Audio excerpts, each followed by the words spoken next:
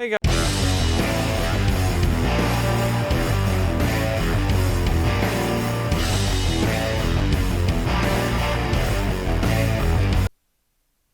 Hey guys, it's Nick with the RVing Tradesman. I got my buddy Django with me today. We're going to do another tailgate talk video. In this video, I want to talk about the trades. I've named the channel the RVing Tradesman because that's what I am. I do HVAC, but I've never really talked about the trades. And I wanted to take an opportunity to do that. So before I get into the trades a little bit, I want to go back and give a little backstory.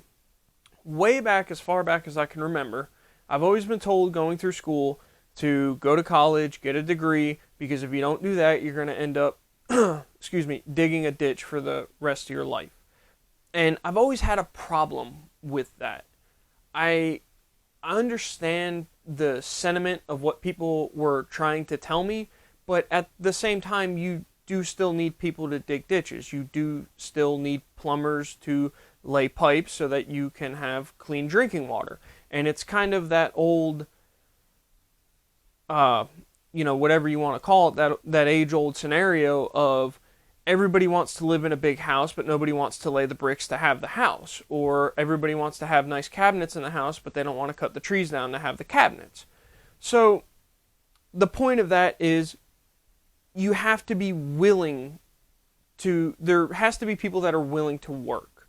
And not to say that doctors and lawyers and things like that don't work, but there has to be people that are willing to put in the work. And to be honest with you, pretty much anybody who's an HVAC technician or a plumber or an electrician or a tradesman of just about any kind is kind of in the service industry. They are the guys that on Thanksgiving get the phone call that your heat's out and leave their family to go make sure that your family is able to sleep warm at night. They're the guys who, during the hurricanes, are making sure that the power lines get put back up so that you can have power at your house to get your life back on track after the hurricane leaves the area. You know, we leave at the drop of a hat to go do nothing more than our jobs. And it's a special breed of person. It's not for everybody. Definitely not. I love what I do. I enjoy what I do. But there's days that it sucks. There's days like cue this picture where I'm out in the rain setting up a tent to change a compressor at a steel. Basically what they do is they engineer structural steel for buildings. And it's not fun because that day was cold, it was rainy, it was wet. I had to get up at 5 o'clock in the morning so that I could be at the site by 6:30 to make sure that everything was set up. So those days suck. But to be honest with you, I wouldn't trade them to go into an office. Now, do I want to go into, a different part of the trade that is maybe a little less labor intensive at some point? Absolutely. And that sort of brings me to my next point of just because you're in a trade doesn't mean that you have to be digging a ditch or doing some sort of back-breaking labor. You don't have to be an installer dragging a furnace under a crawl space for your entire life. I'm going to give a lot of examples that are specific to my trade because that's what I know the best. I'm sure a lot of them will cross over into other things, but it's just to kind of get your mind thinking if you are somebody who says, I don't really want to go to college, or it doesn't apply to me, or I don't want to be a doctor or a lawyer or something like that. If that's what you're thinking, I can give you some examples. So in HVAC, for an example, you can be an installer. You can be a career installer.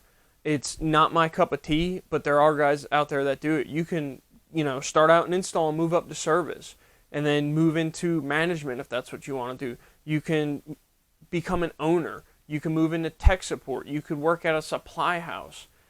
You could work in facilities maintenance where you would go to say, like a big manufacturing facility or something like that, maybe like a Johnson & Johnson pharmaceuticals place or something, and you would do nothing but maintain the facility for them.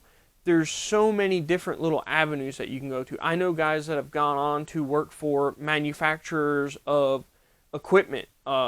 Ralph Wolf, he's in the Facebook group. That's actually what he does. He's a trainer and a tech support guy for one of the largest manufacturers of heating and air equipment in North America. There have been other guys that have moved on to work tech support and product listings for different tools that I use in my day-to-day ongoings. So there's all these different avenues that you can go down. And like I said, all these examples that I'm giving are ones from HVAC that I know, but I'm sure you could do this with plumbing. You could do it with carpentry. You could, whatever you have a passion for, you can find a way to make that work for you. Like I said before, I enjoy what I do. I would not be happy going to the same place, going to the same office, sitting at the same desk every single day. I would beat my head against the wall until I was dead. I like the freedom of being able to go to a different place. Not really, I maybe talk to my manager once a month. I talk to him when I need him or when he needs something from me. And other than that, I know what's expected of me, and I go and I take care of it. Not every company is going to be like that, but I was fortunate to be able to get into a company like that.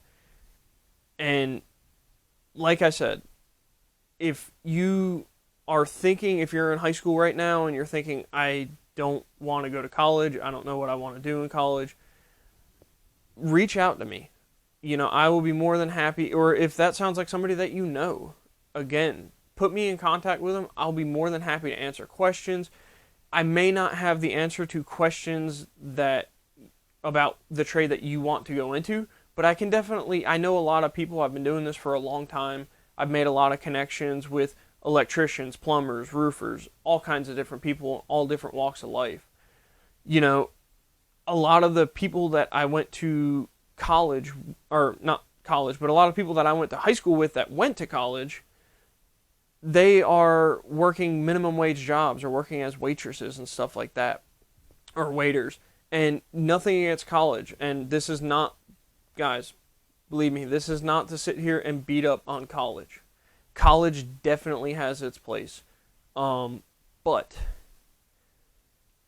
again, everybody wants a big house, but nobody wants to lay the bricks for it. Needed some of these college degrees that were very specific. Now, that doesn't mean that they're not necessary. Archaeologists are still important, but I just don't need one on my day-to-day life. I kind of need a linesman out there making sure that the lines for the electricity going to the house are up and running and working properly on a day-to-day basis. So, again, not to beat up on college. College teaches a lot of great things, and there's nothing to say that you can't go to college and then decide that you want to be an electrician. There's nothing wrong with that. But for me personally, that wasn't a career path that I wanted to choose. So that's all I wanted to come on here and say. Again, if it sounded like I was beating up on college, that was not what I was trying to do. I was just trying to provide a counterpoint to the go to college or dig a ditch argument is really what the goal was. And one last thing before we go, I want to give a little piece of advice that will apply to anybody out there. Whether you are 16 and starting your first job or 65 and getting ready to retire your last job. Take pride in what you do. Always take pride in what you do. And you can tell the people that do take pride in what they do and the people that don't. Even if you work at McDonald's flipping hamburgers, take pride in the product or the service that you provide.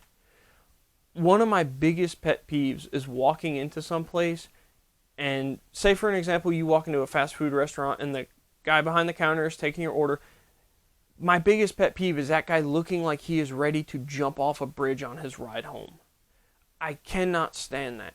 I get it. The job sucks. It's not fun. It's the same repetitive pushing a button over and over and over. But take a little bit of pride in it.